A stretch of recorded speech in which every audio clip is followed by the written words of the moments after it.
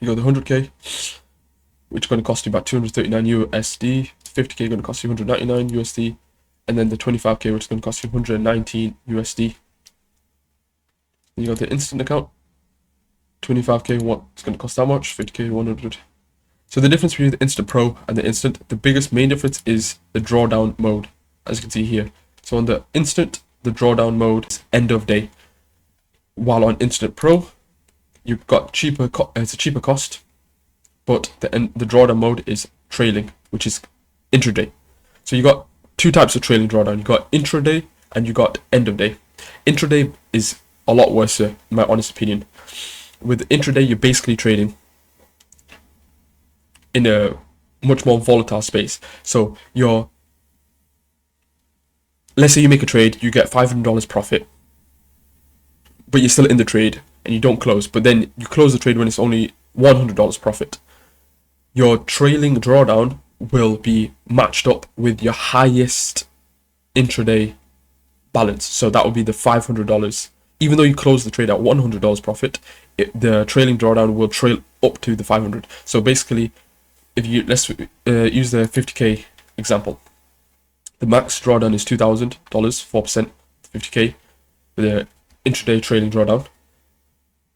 Let's say you made $500 profit, but you close the trade at $100. Your trailing drawdown it won't be at $48,100. It'll be at $48,500, which makes trading a lot more difficult. Usually with intraday, I always suggest people to be scalping. You can only work if you're scalping, in my opinion. But end of day, which I believe and I suggest all traders to use end of day, is much better.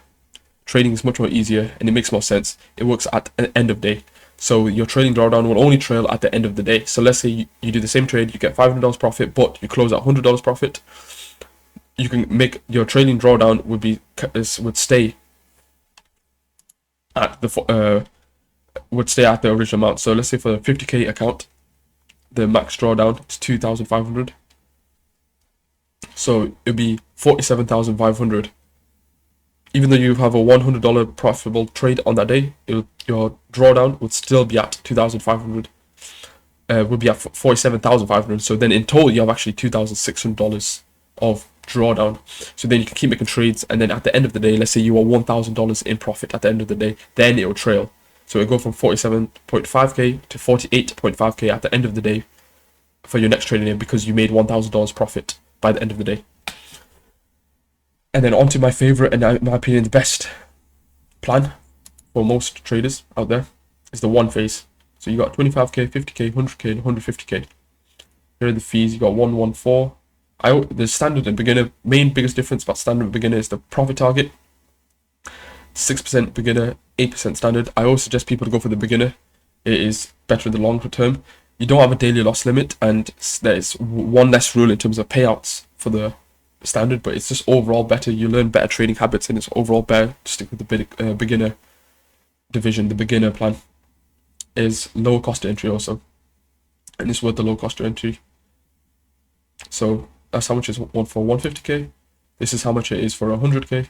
This is how much it is for a 50k, and this is how much it is for a 25k. Remember, guys, the greatest thing about AquaFutures is that there is no activation fee.